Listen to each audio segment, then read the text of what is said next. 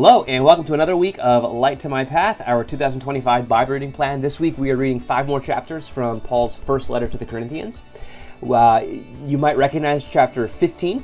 That's the chapter that we spent a lot of time with before Easter. It's all about the resurrection. Chapter 13 will be familiar for you. It's the famous chapter about love, right? Love is patient, love is kind, and so on. Love, as we have talked about in these last few weeks, love is sort of the pinnacle. It's the height of what Paul is urging these Corinthians towards.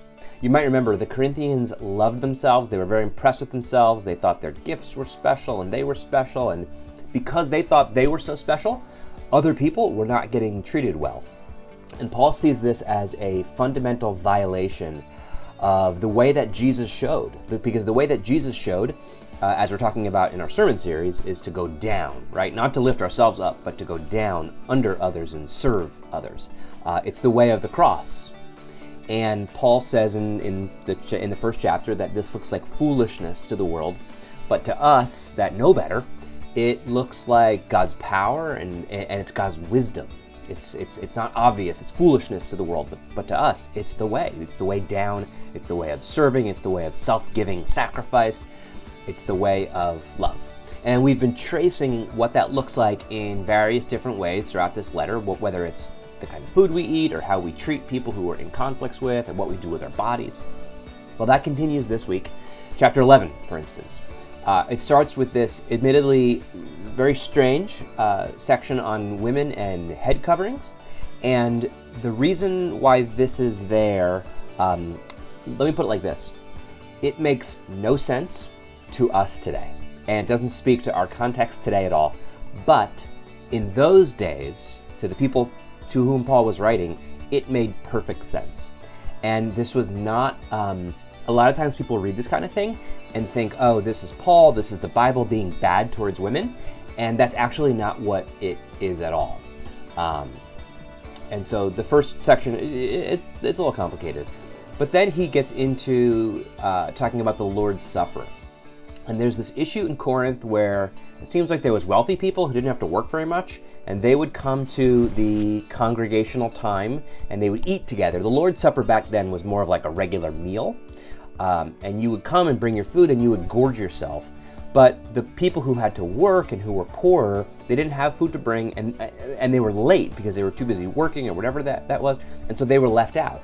And so in Corinth, the people who were like, high and mighty and powerful and rich, they all ate, and the people who were poor and lowly and outcast didn't get to eat. And Paul sees this as it's a wild abomination. It's the very opposite of what the Lord's Supper is supposed to be about. Jesus gave his life, bread and wine to drink for the lowest of the low, for everyone. And so Paul's like, how could you eat before everyone else gets there? Like, what is going on here? And he says, in verse 27, therefore, whoever eats and drinks the bread and cup in an unworthy manner will be answerable to the Lord. Therefore, examine yourself. Now, a lot of times what people read when they hear this is that if I have unconfessed sin, or if I'm not dealing with the sin myself, I'm not worthy to take the Lord's Supper. And that's true. You should examine yourself and you should deal with your sin, and you are unworthy to take the Lord's Supper, and that's exactly why you should take the Lord's Supper, because it is only for people who know they are unworthy. And so if you're a sinner, or if you've sinned too much or something like that, do not think the Lord's Supper is not for you. It is exactly for you. The issue that Paul is addressing here is whether you have bought into the fact that you're better than other people, and so you eat before they get there. That's the unworthy manner. And so if your taking of the Lord's Supper and eating ends up excluding others from the table, that's the unworthy manner. And so if your behavior towards those in the community who are less than you causes them to be excluded from eating, then you have to examine yourself. And you shouldn't come to the table. You have to examine yourself and then come to the table. So that's what Paul's getting at here. He continues with this whole, the way of the cross is foolishness, love is foolishness in the eyes of the world. He talks about spiritual gifts and how spiritual gifts are flashy and we use them and blah, blah, blah. but everyone has gifts, and it's actually the people who are the lowest who have the most value. He talks about that in chapter 12. In chapter 14, kind of wraps up how gifts are meant to be used for the sake of others, for the sake of building up the community, not for the sake of building up yourself. I think we can get that wrong a lot of times as Christians.